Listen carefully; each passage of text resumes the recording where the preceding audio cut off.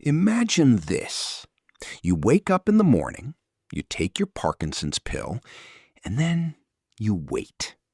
You wait for that familiar feeling of your body loosening up, your hands steadying, your legs becoming your own again. But nothing happens. Or maybe it kicks in, but only for an hour, and then it's gone. Or maybe it works great on some days and completely fails on others, and you have no idea why. If any of this sounds familiar, I need you to stay with me right now, because what I'm about to share with you could change the way your medication works every single day. The answer has nothing to do with your dosage. It has nothing to do with how bad your condition is. It has everything to do with what you ate for breakfast. Welcome back.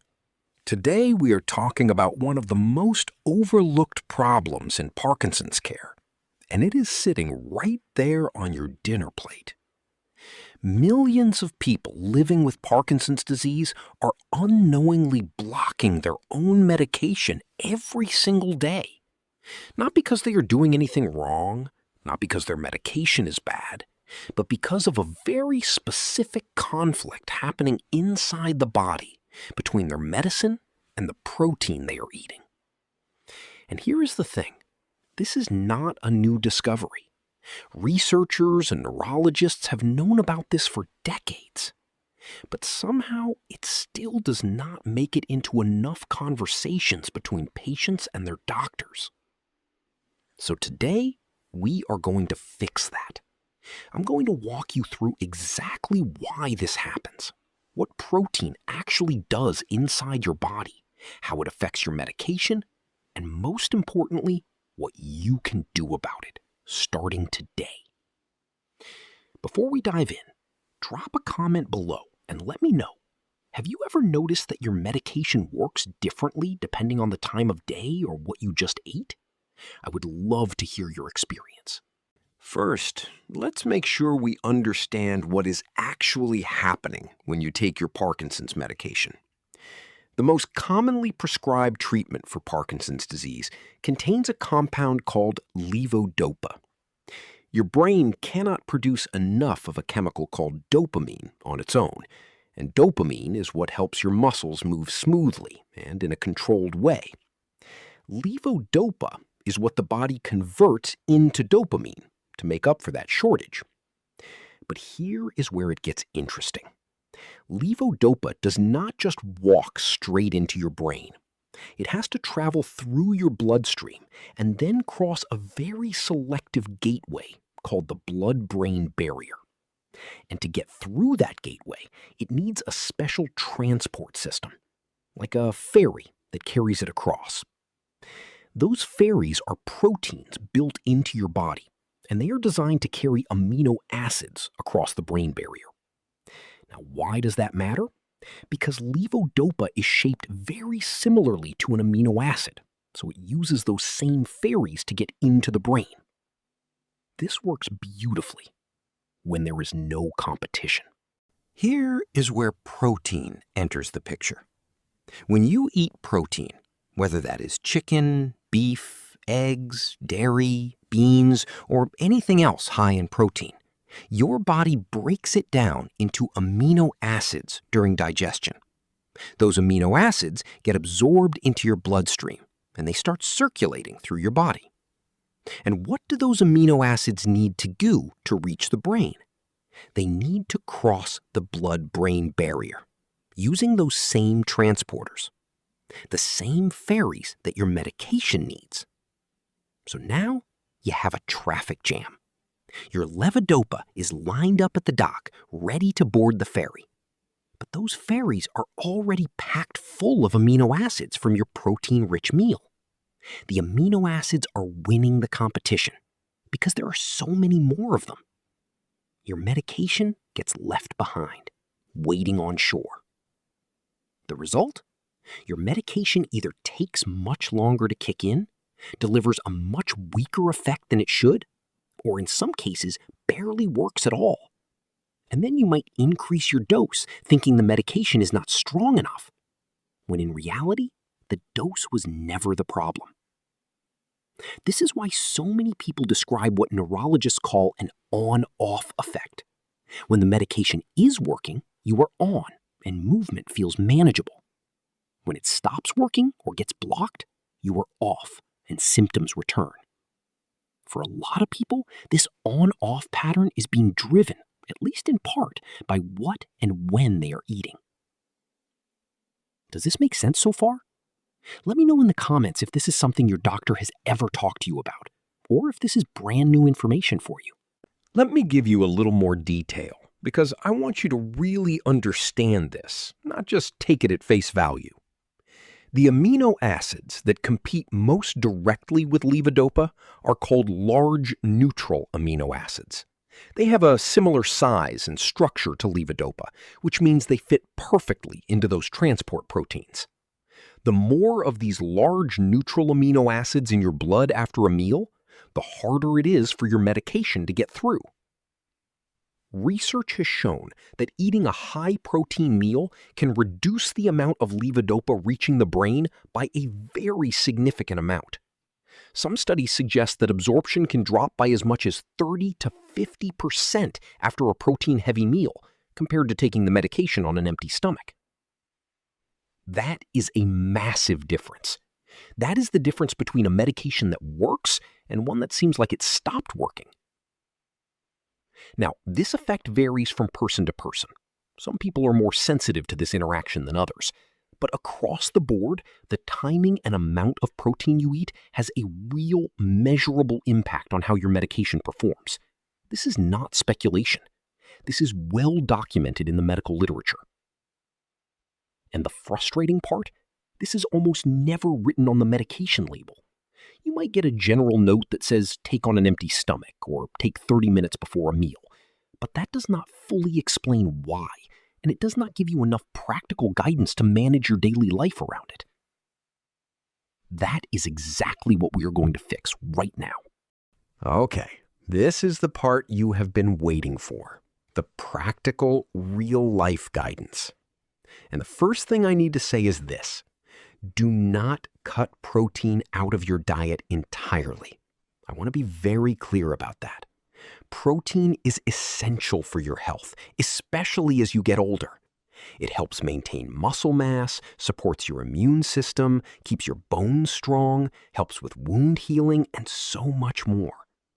Cutting protein is not the answer. Timing your protein is. The single most effective thing you can do to improve how your medication works is to take it on an empty stomach, at least 30 minutes, and ideally 45 to 60 minutes before eating a meal. When there is no food competing for absorption, your medication gets first access to those transport proteins. It can move through your gut, enter your bloodstream, and reach your brain with far less interference. Many people find their medication works significantly better when they are consistent about this. It sounds simple, but it makes a profound difference. Now, some people find it hard to take medication on an empty stomach because it causes nausea. That is a very real and valid concern. If that is the case for you, talk to your doctor about whether a small, low-protein snack, like a few plain crackers, could help without causing significant interference. The goal is to minimize protein competition, not necessarily to take it with zero food at all. Next, think about the window of time when your medication is actively working, those 1 to 3 or 4 hours after you take it. That is the window you want to protect. Try to schedule your protein-heavy meals outside of that window, whenever possible. For many people, the most practical approach is to focus protein at dinner. Your meals earlier in the day, breakfast and lunch, lean more toward lower protein foods, fruits, vegetables, some healthy carbohydrates, low-fat options.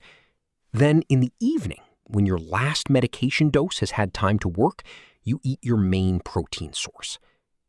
This approach is sometimes called protein redistribution. it does not reduce the total amount of protein you eat in a day. It simply moves it to a time when it causes the least interference with your medication.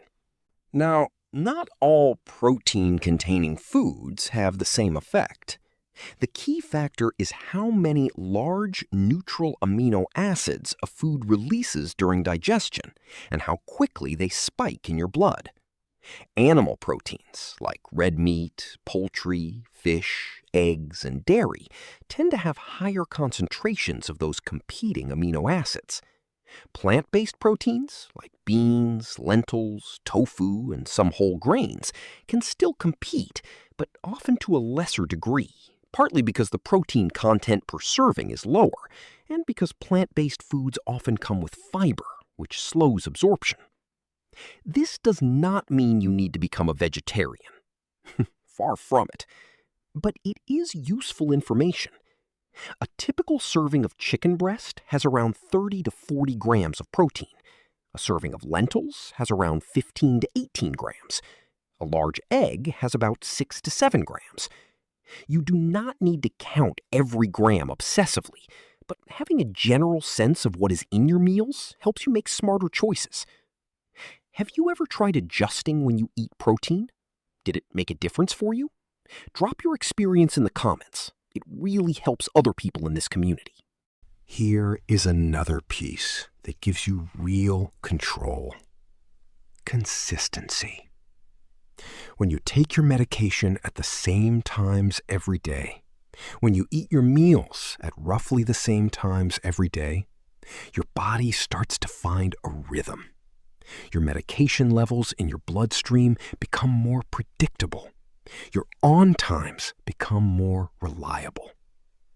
Skipping doses, taking them at irregular times, or having wildly variable meal schedules, all of this contributes to that frustrating on-off pattern. Building a routine around your medication and your eating is not about being rigid. It is about giving your body the consistency it needs to respond well. If you use a pill organizer or a phone reminder to take your medication, consider adding mealtime reminders too. Think of your medication schedule and your meal schedule as one unified daily plan. And do not overlook hydration. Dehydration slows down everything in your digestive system, including how quickly your medication gets absorbed. When you are dehydrated, the tablet or capsule can sit in your gut longer before dissolving, and the absorption process is delayed or impaired. A good general target for most older adults is about 6 to 8 cups of water or other fluids throughout the day. Drinking a full glass of water when you take your medication can also help it dissolve and absorb more efficiently. And be mindful of caffeinated drinks and alcohol, especially around the time you take your doses. They can affect how your gut works and how your body processes the medication. Now I want to zoom out a little bit, because the protein-medication interaction is just one piece of the nutritional picture for someone living with Parkinson's. Your overall diet plays a meaningful role in your quality of life, your energy levels, your mood, and even the pace at which things progress. Constipation is one of the most common and uncomfortable non-motor symptoms of Parkinson's disease. It can happen because Parkinson's affects the nerves that control the gut, slowing everything down. A diet rich in fiber, from vegetables, fruits, whole grains, and legumes, helps keep things moving. Aim to include a good variety of high-fiber foods every day, and pair them with plenty of water, because fiber absorbs liquid and needs it to do its job. Oxidative stress, which is essentially damage caused by unstable molecules in the body, is believed to play a role in the progression of Parkinson's. Foods rich in antioxidants help neutralize these unstable molecules and may support brain health over time. Think deeply colored fruits and vegetables. Blueberries, strawberries, leafy greens like spinach and kale, broccoli, bell peppers, and beets are all excellent sources. Walnuts, flaxseed, and olive oil are also powerful options. There is growing research interest in the Mediterranean-style eating pattern, which emphasizes vegetables, fruits, whole grains, legumes, fish, and olive oil as being potentially beneficial for brain health and for conditions like Parkinson's in particular. It is not a cure, but it supports your body in the best possible way, and that matters. Omega-3 fatty acids, found in fatty fish like salmon and sardines, as well as in walnuts, flaxseed, and chia seeds, have anti-inflammatory properties and are important for brain health.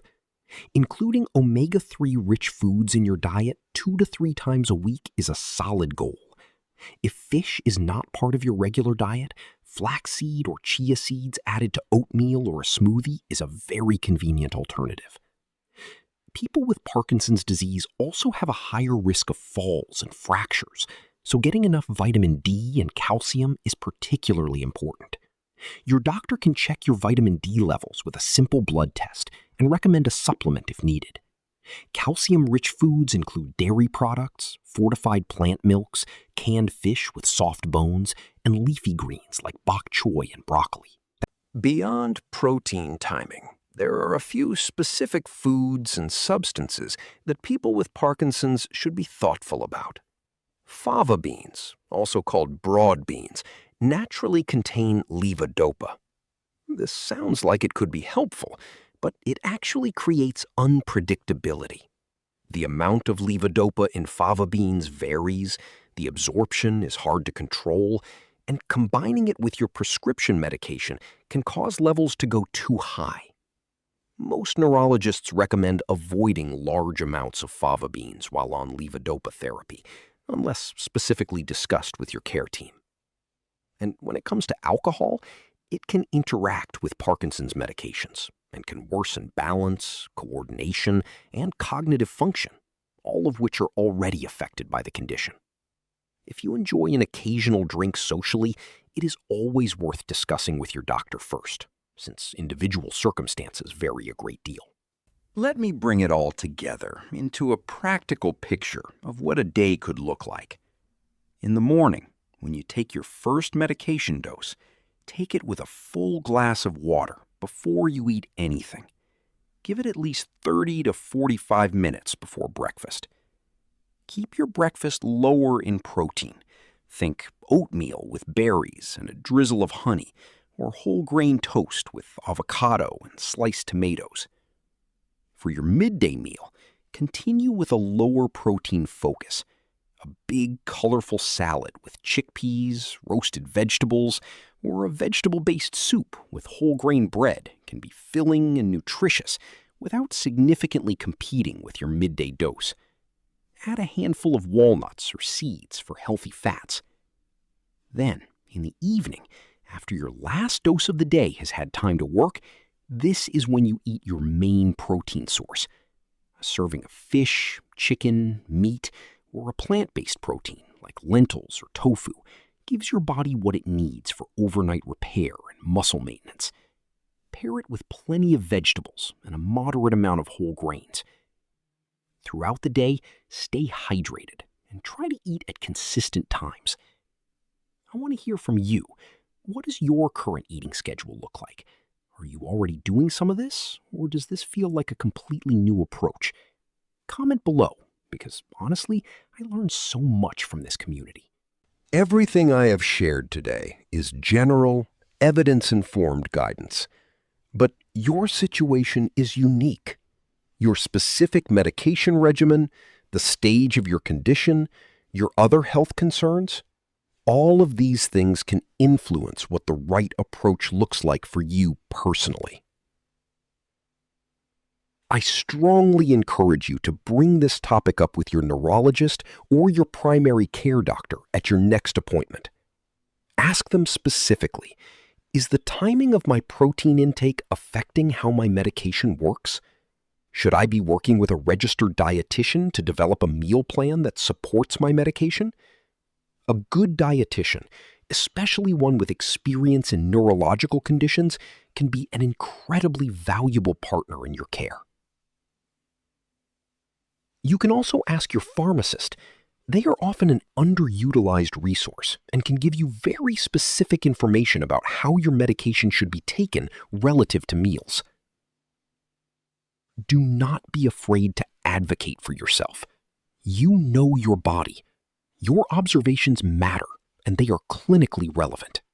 I also want to say this because it is just as important as the science.